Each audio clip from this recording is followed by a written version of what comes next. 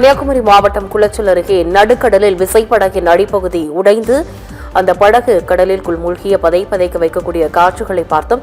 விவரங்களை செய்தியாளர் விமலா வழங்க கேட்கலாம். விமலா, இது தொடர்பான விவரங்கள்.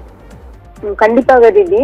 கன்னியாகுமரி மாவட்டத்தை சேர்ந்த 9 மீனவர்கள் உட்பட 15 மீனவர்கள் கடந்த 8ஆம் தேதி கேரள மாநிலம் கொல்லம் மீன்பிடி துறைமுகத்தில் இருந்து குஞ்சச்சன் என்ற விசைப்படகில் மீன்பிடி தொழிலுக்காக கடலுக்கு சென்றுள்ளனர்.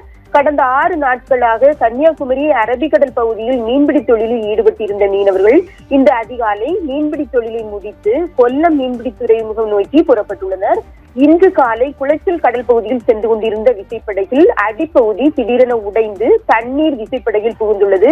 இதனால் படகு மெல்ல மெல்ல கடலில் மூழ்க தொடங்கிய நிலையில் மூழ்கும் படகில் தத்தளித்த 15 மீனவர்களும் உதவி தேடி அதே விசைப்படகில் விரைந்த போது அந்த பகுதி வழியாக வந்த முட்டம் பகுதியை சேர்ந்த கிறிஸ்துராஜா என்ற விசைப்படகில் இருந்த மீனவர்கள் மூழ்கும் படகில் இருந்த 15 மீனவர்களுக்கும் லைஃப் ஜாக்கெட் உபகரணங்களை கொடுத்து கடலில் குதிக்க வைத்து கயிறு கட்டி மீட்டு முட்டம் மீன்பிடி துறைமுகத்துக்கு அழைத்து வந்துள்ளனர்.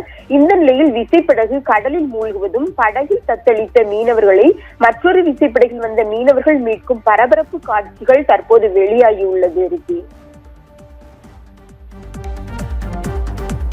விவரங்களுக்கு நன்றி விமலா.